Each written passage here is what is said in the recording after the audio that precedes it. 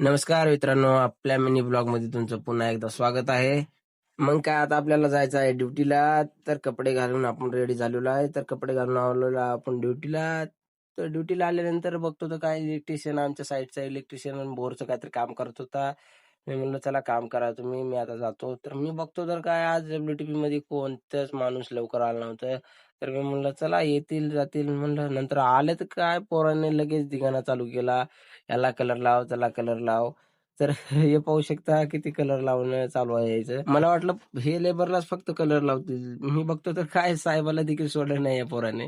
तर हे साहेबाकडे जातो. सरांपाशी आल्यानंतर सरांची हालत बघा कशी केलेली आहे मित्रांनो यांनी. कैसे कैसे लोग रहते हैं यार यहाँ पर। चलो तुमको पागल कुत्ते का गाड़ी उठा के ले जाएगा बता रहे हैं हम। तर नंतर बाहेर आल्यानंतर बघतो तर काय येतात त्याच्या मागेच लागले होते, याला कलर लावायचेच म्हणून याच्या मागे पळत होते.